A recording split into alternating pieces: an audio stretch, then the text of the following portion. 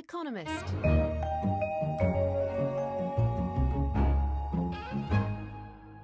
Jeffrey Sachs is the director of the Earth Institute at Columbia University in New York and one of the world's best-known economists. We met him at the Economist's Buttonwood conference and invited him to tea. So, Jeff Sachs, thanks for coming to tea with The Economist. Pleasure. There seems to be a deepening gloom about the US economy. How bad do you think things are? We have problems in so many dimensions right now. A massive fiscal crisis, high unemployment, a very divided society, big income inequalities, actually at historic highs. These are all solvable problems, but there is a widespread sense that none of them is being seriously solved right now. And your guess is that things get worse after the midterm elections? Or? We've come to the point where there really is no period of governance. There's only the period of campaigning. And the day after the midterm elections will be in the presidential race, in effect. And I fear that since we're in a reality where we have to govern, we have to adjust, we have to find new directions, but we don't allow ourselves as a society to do that, we're probably going to find more instability, more unpredictability, more screaming as a society that's come to know a lot of screaming at each other. And unfortunately, this is the wrong time for all of that. If you had to list the top three things that really need to be addressed in order to change the mood in America, get people feeling more positive again and feeling that things are really moving forward in a sustainable way, what would those three things be? First, I would take a 10-year horizon and say, let's use this decade to get out of a series of quite deep problems. Now, I would say we need tax increases as well as spending cuts. Spending cuts like ending these occupations in Iraq and Afghanistan. Tax increases, perhaps a VAT or a graduated consumption tax. But I would show how we're going to get the deficit down. Make that clear. Second, I would talk about how the U.S. should maintain great dynamism technologically by rebuilding the infrastructure, by investing in new energy systems, by taking seriously the environmental threats.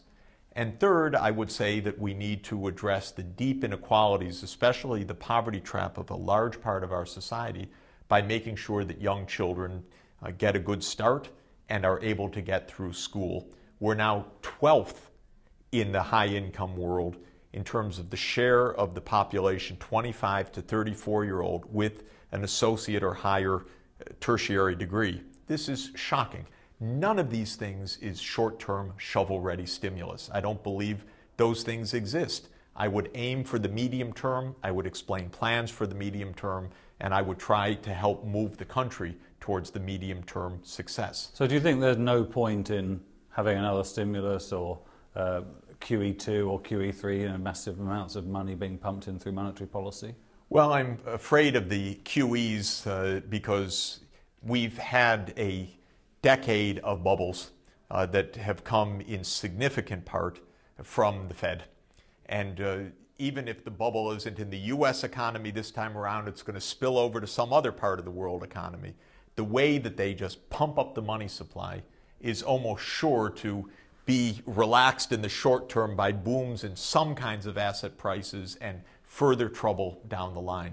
So I think monetary policy is just not distinguished itself at all since the mid-1990s and maybe even further back. In terms of fiscal policy, how could we think about stimulus now when we have nearly 10% of GNP budget deficit? We have absolutely no medium-term scenario to get it under control. To think about deliberately increasing that deficit now in a context where we have no backstop down the road, I think would be the height of irresponsibility, and I don't think it would create any kind of response of the type that we want. It would create, and it's not going to happen, by the way, because politically it can't happen. But isn't the consequence of that decision that we live with an unemployment rate of 9.6% or perhaps even higher than we have today? I think the way to get the unemployment rate down is probably not in year one or year two or in a dramatic way, but So gradually. you're really willing to live with the unemployment I'm rate not where willing we to are? live with it. This is the result of a generation of really bad policy making and bad behavior and massive bubbles. So it's not that I'm glibly accepting a horrible situation. It's rather saying that our tools are really rather weak. Under the current circumstances, we better at least get the medium term right, because getting the short term right is extremely chancy and difficult, and if we point in the wrong direction for the medium term, we could lose much more than what we think we're gaining. As you look to Britain, I know you're a fan of what David Cameron's government has done on aid, where they seem to have stuck to their promises, but do you like what they're doing with austerity cuts and reducing the size of the state? I do think that they're taking the right decision on getting the budget under control. Whether I would do things slightly differently, probably yes, so I don't want to get into each cut, each tax policy and so forth, but a government that has come in and said we've got a massive fiscal hole. We have to be responsible. We have to use our 5-year mandate to get this under control. We have to start now, not by stimulus today and promising something in the future, but by moving in the right direction now, I think is absolutely good governance. I think over time, absolutely, the UK is going to have to find new sources of growth. When the Prime Minister spoke about infrastructure, technology, science, making sure that these longer-term means of the competitiveness of the UK and the quality of life are honored, I think is very important. But the basic idea, you come in, you have a 5-year mandate, you lay out what you're going to do, you talk about a 5-year scenario, you get started in the right direction, bravo, that's good governance. I mean, do you think this is the British approach is something that maybe Obama should look at for the second half of his first term? What he should have done was this when he started with his 4-year mandate, because the country was looking for that kind of longer-term vision. Instead, they went for the very short term. And that, I think, was a decisive error in my view.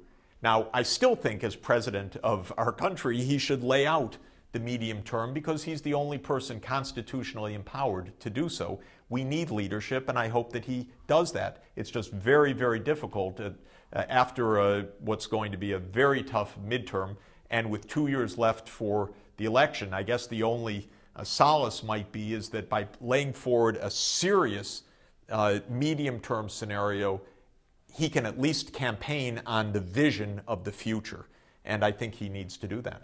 Now, you've obviously over the years campaigned for all sorts of changes on the policies that the rich world adopts towards the poorest parts of the world. What do you think are the top priorities at this moment in time that, as we look about how we assist people in poverty? What's interesting is that we have developed some very powerful tools, both the specific technologies of how to help and even the mechanisms of how to help.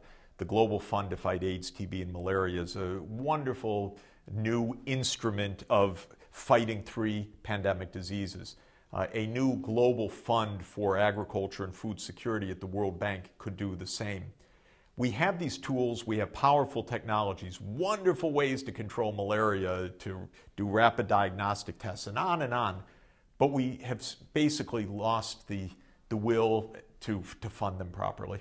And so we're in a pretty deep crisis, of course, of global will. The UK stands out uniquely as a country in a squeeze, brutal budget squeeze, but it says we ring-fence our development aid. I do believe that this is going to redound to the benefit of the UK for years to come in foreign policy. It's widely respected, it's widely recognized. We have tools, mechanisms, ways to save lives, help get people on the path to development, but we're not taking them right now. Then comes a second huge agenda, which is climate change, which is huge stakes for the world, and we've promised to do even more on that, but we haven't even fulfilled the beginning agenda. And this is a global system that is not able right now, it seems, to take a multi-year view and a deeper view of the real interests that we have to make this globally integrated society work effectively. Now, have you ever been more pessimistic about the outlook for the world? I think it's just odd for me as an American who grew up at a time of great American belief in itself, of confidence, of putting a man on the moon, of having helped build the United Nations and the Marshall Plan and the Peace Corps. I believe in all of that, and I believe that that is the kind of role that the world should see from those countries who can manage to do it. And yet what we find, and it's a shock to me at this stage of my life, to see the U.S. so ineffectual, so unable to solve its own internal problems, and leaving such a massive gap in the global political scene. I'm optimistic on so many other fronts, I have to say, because it's no secret that we're at a time of absolutely remarkable success and ferment in technological advance. The digital age is a true, profound breakthrough for the world. What's happening in genomics and nanotechnology and so many other areas is profound. I believe that what's happening in China with development in India and Brazil and so forth is wonderful. So there's many parts of good news, but the question I'm asking is, can we manage, govern ourselves, and cooperate in order to see through what's possible right now? And it is profoundly worrisome on that score. Well, on that challenging note, I'd like to thank you, Jeff Sachs, for coming to Tea with The Economist. It's a pleasure to be with you. Thanks for the tea.